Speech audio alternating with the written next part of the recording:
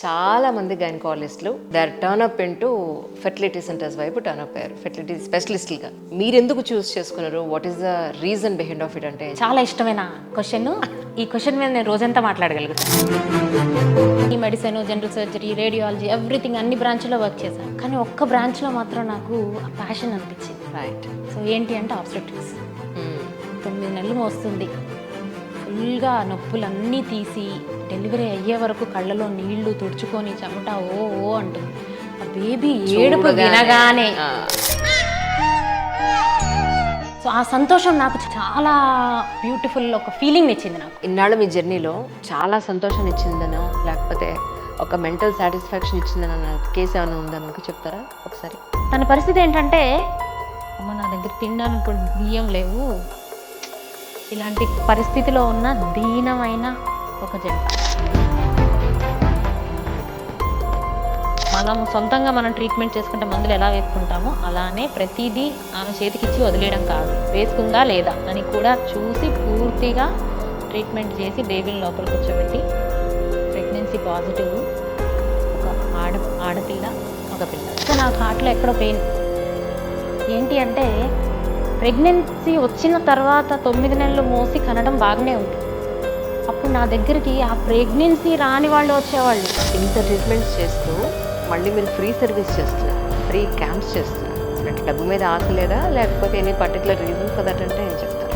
డబ్బు మీద ఆశ ఎవరికి ఉండదని అందరికీ ఉంటుంది. దేవుడు నాకు నేను సరిపడే అంత కంఫర్టబుల్గా బతికే అంత నాకు ఇచ్చాడు. నేను ఈ వృత్తిలోకి ఎందుకు పంపబడ్డాను? సో నా ద్వారా 10 మందికి సేవ ఎలా చేయగలుగుతాను? సో నేను పెట్టిన ఫస్ట్ గ్రామీణ ఫర్టిలిటీ క్యాంప్ ఉంది కదండి, దానికి 105 మంది వచ్చారండి. సీరియస్లీ? ఓన్లీ పిల్లలు లేని వాళ్ళు. ఎక్కడ పెట్టామంటే మేము అశ్వరావుపేట ఏజెన్సీ ఏరియా. సో అక్కడికి వెళ్ళిన తర్వాత నా కళ్ళలో నీళ్ళు ఒక్కటే నీళ్ళై. నేను మీ అమ్మ నాన్న ఎందుకన్నారు?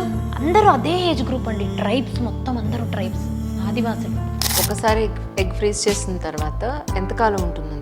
సో ఎగ్స్ అయినా సరే, ఎంబ్రియోస్ అయినా సరే, ఇవి ఒక్కసారి ఫ్రీజ్ చేసిన తర్వాత మన ఆర్ట్ యాక్ట్ 2021 అండి, దీని ప్రకారం 10 సంవత్సరాల వరకు వాటిని మనము భద్రపరచుకోవచ్చు.